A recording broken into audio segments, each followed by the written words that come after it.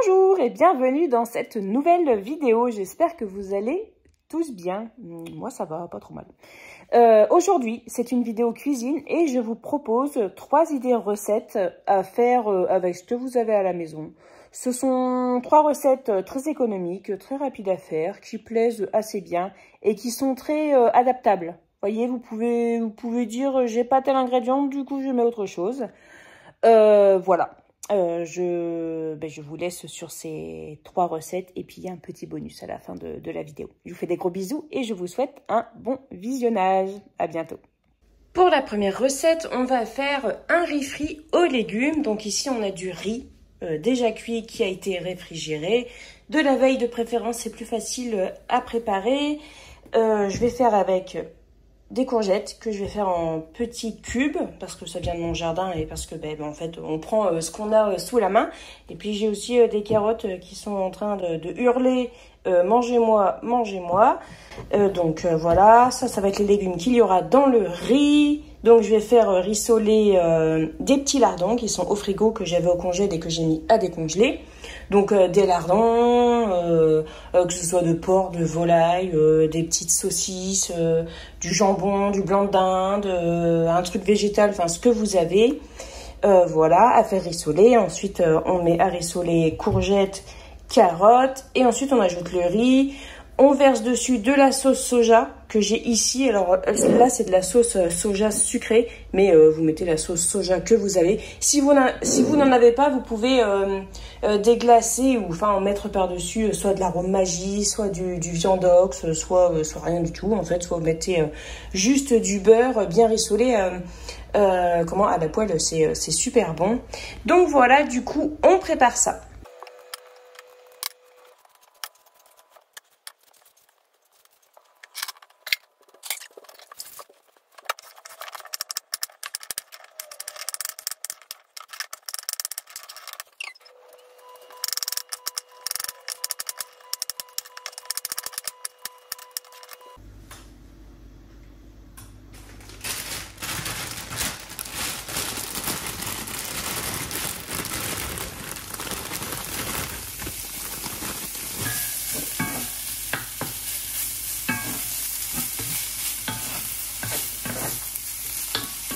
Dans ce mélange, initialement, moi je mets toujours des oignons, mais là je n'en ai plus et je sais même pas si je vais en avoir au jardin parce que les fans des oignons ont été bouffés par les limaces et les escargots. Et donc en fait, et puis il y a tellement plu que les bulbes pourrissent. Donc je pense pas que j'aurai des oignons au jardin, c'est pas grave, j'en achèterai. Mais là actuellement du coup j'en ai pas en fait parce que j'ai plus d'oignons nouveaux et j'ai pas d'oignons à arracher au jardin, donc du coup voilà, j'ai pas mis d'oignons, mais on peut mettre des oignons ou des verres d'oignons que je n'ai pas. Du coup on peut mettre plein de choses. En fait le but d'un riz frit c'est vraiment une recette anti-gaspi où vous mettez ce que vous avez dedans à rissoler avec des lardons, avec des oignons, avec un peu d'huile, du beurre, de la margarine, de la sauce soja, du magie, enfin de l'arôme magie, ce que vous voulez. Et voilà, vous mettez du riz dedans ou des pâtes. Et voilà. On peut mettre une omelette aussi sans problème. Je vais garder les œufs plutôt pour les gâteaux. Et puis là c'est déjà... il y a quand même déjà pas mal de choses dedans. Donc je laisse encore rissoler un petit peu. Il y a une mouche. Et puis ensuite je mettrai de la sauce soja pour déglacer. Et puis ensuite j'ajouterai le riz.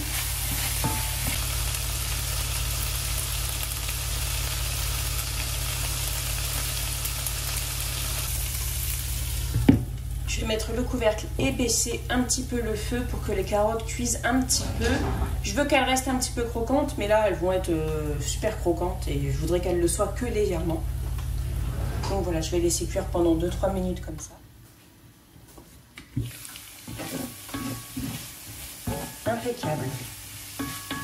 C'est parfait.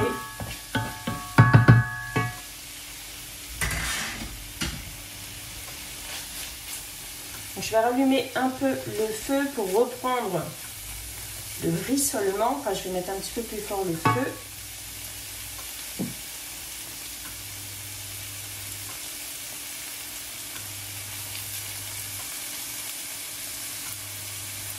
La sauce soja. Bon, moi, c'est de la sauce soja sucrée. J'utilise ce que j'ai. Mais vous pouvez utiliser de la sauce soja normale.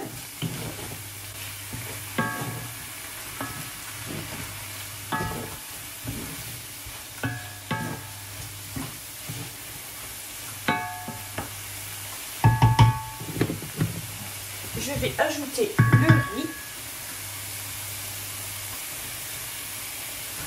Oups.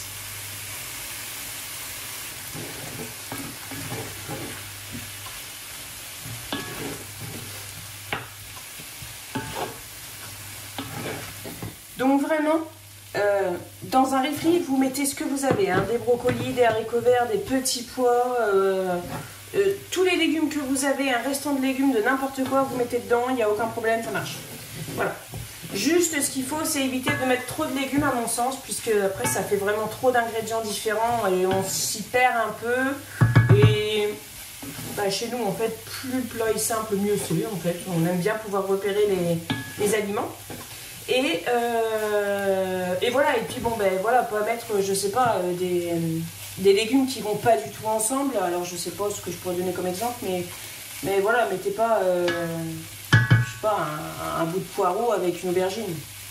Je sais pas, j'ai jamais essayé, peut-être que c'est bon, mais voilà, faut pas non plus faire des mélanges un peu bizarres, histoire de pas gâcher le plat, quoi. Donc voilà, là, la recette est terminée, le plat est prêt. Alors le riz, il a été cuit, mais juste, pas de trop, de façon à ce qu'il puisse frire sans être totalement trop cuit et que ça soit de la bouillasse, et qu'il puisse être réchauffé au moment de le manger, en fait. Voilà, ce qu'il faut, c'est pas trop faire cuire le riz, et bah, franchement, il faut faire avec du riz tout ce qu'il y a de plus banal. Et voilà, ça c'est prêt.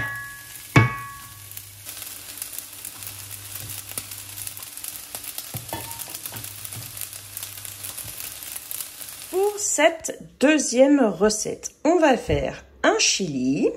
Donc, nous avons ici un steak haché. Alors, j'ai plus que ça en steak, en carné. Donc, ça va être un chili con, pas beaucoup de carné, mais ça sera bien quand même. Donc, j'ai ça, j'ai ce restant de courgettes. Bon, j'en ai encore plein, hein. Vous inquiétez pas pour nous, hein. Les courgettes, ça va vraiment pas être ce qui va manquer. Des carottes, une boîte de maïs. Voilà, des haricots rouges que j'avais stérilisés l'an dernier, que j'avais préparé l'an dernier, donc j'espère que ça a marché. Déjà, ça s'est pas ouvert parce que ben moi, mes essais de stérilisation de l'année dernière ont été pas concluant du tout. Ici, il veut pas focus, hein. J'ai de la sauce tomate provençale, donc c'est de la sauce qui est déjà cuisinée. Ben alors moi, j'ai pas encore de tomates au jardin, donc je fais avec ce que j'ai, et il me reste pas beaucoup de pulpe, de coulis de tomates que j'avais fait l'an dernier. Donc voilà, du coup, on va préparer le chili.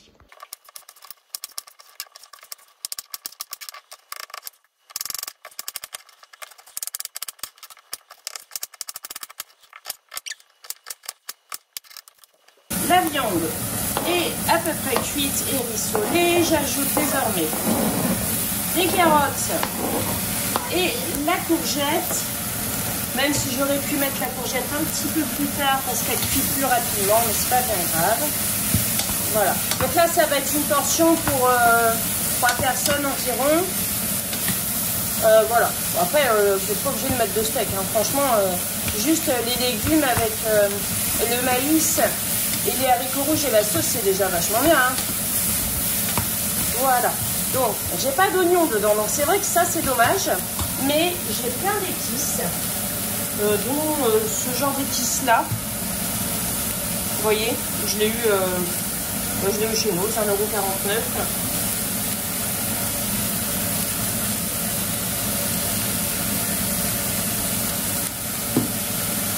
Les épices, c'est trop cool. J'ai aussi des oignons frits. Je vais en mettre dedans parce que ça donne vraiment un bon goût. Vous voyez, c'est ce genre de choses, ça donne un bon goût, donc ben voilà. Et attends, il n'y a pas des oignons dans la sauce tomate provençale? Nope. Non, il n'y en a pas, c'est du basilic debout. Voilà. Petite tambouille comme ça va bon. Ajouter le maïs.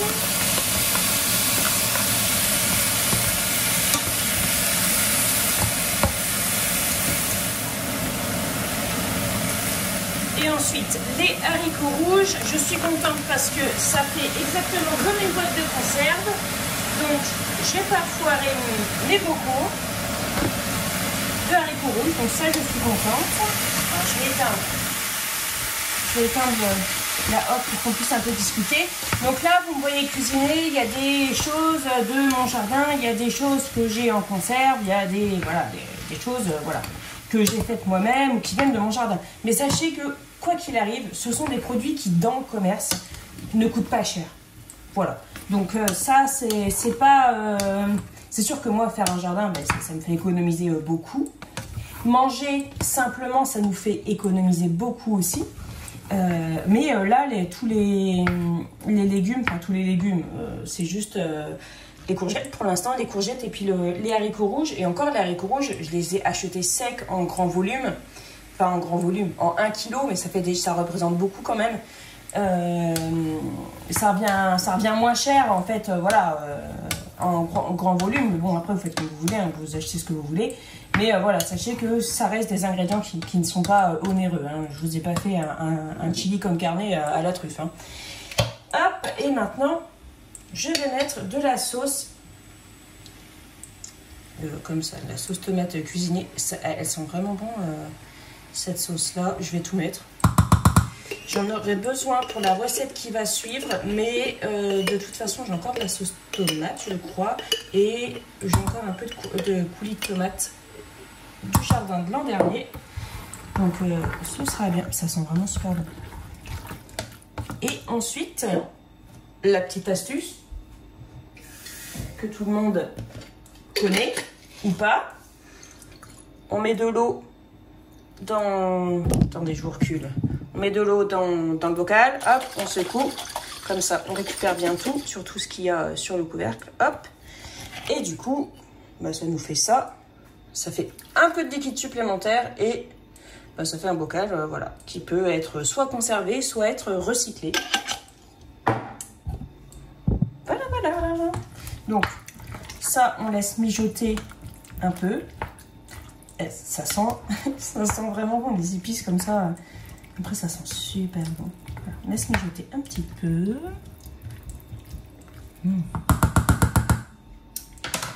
Un couvercle et mijote.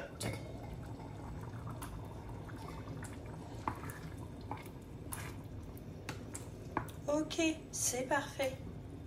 C'est prêt.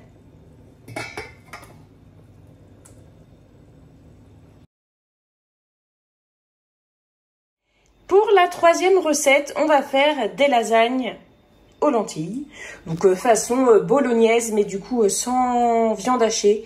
Et tout simplement, je vais remplacer la viande hachée par des lentilles. Ça marche très bien. Faut juste assaisonner le truc. Voilà, faut pas juste mettre les lentilles.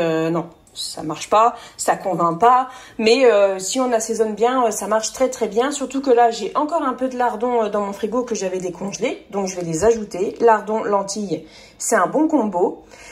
Et du coup, je vais utiliser cette sauce-là. C'est une... il reste la moitié de la sauce. Je l'ai ouverte avant hier pour manger avec les pâtes. Et j'ai cette sauce-là, la sauce à la napolitaine. J'en ai toujours un bocal à la maison pour, voilà, pour quand j'ai la flemme de faire autre chose. Et là, honnêtement, les carottes et tout, moi, j'en ai ras-le-bol. Donc, vous allez vous dire, eh oh, dis donc, Clémence, tu te fais pas suer quand même à utiliser une sauce, à utiliser des sauces toutes faites. Oui, et ben, voilà. Du coup, ça va être assez rapide. Je vais faire revenir les lardons. Ensuite, je vais ajouter les lentilles, les deux sauces. Je vais laisser cuire. Je préparerai une béchamel et je ferai le montage des lasagnes. J'ai oublié de vous dire que les lentilles, je les ai fait pré-cuire à l'eau. Avant de faire cette préparation-là. Donc, ce sont des... Alors, ce ne sont même pas des lentilles, ce sont des lentillons de Champagne. Et voilà, c'est pré-cuit. J'avais oublié de filmer avant, mais là, ici, on a les lardons qui sont revenus et j'ai ajouté les lentilles. Et maintenant, je vais ajouter les 2 sauces tomates. Et ici, je vais préparer une béchamel. C'est une béchamel que je fais au micro-ondes. Donc, en gros, je fais fondre le beurre au micro-ondes doucement. Ensuite, j'ajoute de la farine. Je mélange bien, j'ajoute du lait et je fais cuire au micro-ondes petit à petit en mélangeant au fur et à mesure jusqu'à ce que ça épaississe. Je vous mets le lien dans la barre de description vers la recette qui est sur mon site. Comme ça, vous aurez le procédé, le dosage et tutti quanti pour réaliser la béchamel au micro-ondes. Ça donne ça. Voilà, donc là, je vais laisser mijoter encore hein, parce que les lentilles ne sont pas cuites. Enfin, n'étaient que pré-cuites. Voilà, donc là, je vais laisser mijoter avec un couvercle. Ça sent vraiment très très bon. La sauce aux tomates, aux olives et au capre là de la marque Procin, elle est vraiment super bonne. Un peu plus onéreuse qu'une autre sauce tomate par exemple, mais bon, c'est quand même un autre goût. Et puis bon, bah, la sauce napolitaine, pour moi, c'est un incontournable.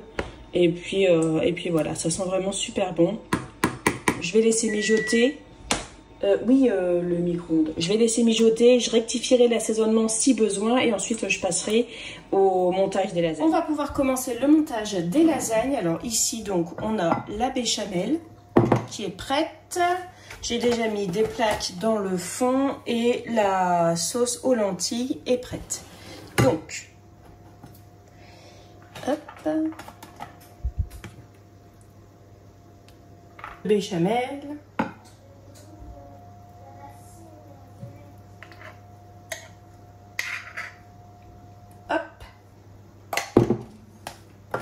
Clac. Tac. Pas combler les trous, hein.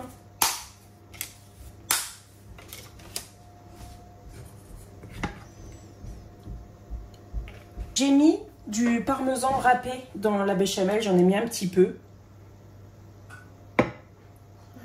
Voilà. Oui, mon cœur?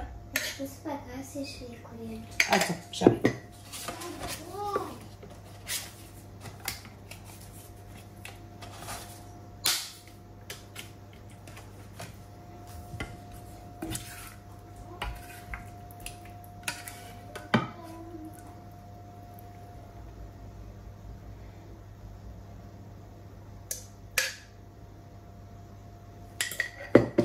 Il me reste que 2 plaques de lasagne, donc je vais pas m'amuser à les garder. Oh wow. Et du coup, eh ben, je les mets par dessus et puis voilà. Un petit peu d'eau pour bien ravoir la casserole et ajouter un peu de liquide parce que je trouve que ça en manque. Voilà. Hop là. Tac. Du coup, le restant de béchamel.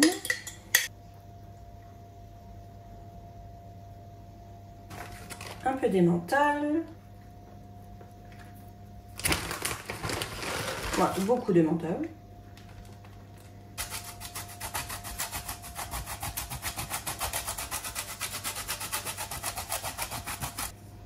Et un peu d'origan séché. Voilà, au four pendant une petite trentaine de minutes. J'arrive mon chat. Petit bonus pour faire une entrée très rafraîchissante quand il fait très chaud comme aujourd'hui par exemple. Donc on va faire des concombres farcis au thon et aux œufs. Donc du coup ici on a du thon, donc on va mélanger le thon avec les œufs durs qui sont ici, qui sont déjà refroidis. Donc je vais les hacher grossièrement, puis après avec la fourchette, voilà, ça va faire, ça sera tout mélangé. De la mayonnaise, donc moi mon mari il avait pris celle-ci, mais sinon vous pouvez la faire vous-même, ou sinon vous pouvez faire au fromage blanc pour que ce soit plus léger. Bon, moi j'ai pas de fromage blanc, donc du coup comme d'habitude hein, j'utilise ce que j'ai. Je mettrai un petit peu de sel, de la ciboulette dedans pour donner du goût. Vous pouvez mettre du persil, vous pouvez mettre ce que vous voulez. Vous pouvez mettre des échalotes aussi si vous en avez. Voilà, donc du coup le principe ça va être de couper le concombre en deux dans le sens de la longueur, retirer les graines qu'il y a au milieu ou la pulpe, parce que bon moi ça c'est un concombre de mon jardin, donc c'est des concombres géniales, donc normalement il n'y a pas de graines dedans ou très peu, donc bref, ce qu'il faut c'est retirer le milieu du concombre et à partir de là, soit vous mangez la pulpe comme ça parce que c'est très bon, soit vous donnez je sais pas à vos animaux, à vos animaux qui peuvent les manger, aux poules ou je sais pas quoi, ou sinon au compost. L'important en fait c'est de ne pas le jeter à la poubelle parce que c'est de faire du gaspillage, mais voilà, si vous le mangez comme ça, si vous le mettez voilà pour vos animaux dans le compost ou quoi, ça c'est pas gaspillé. Si c'est à la poubelle, c'est du gaspillage.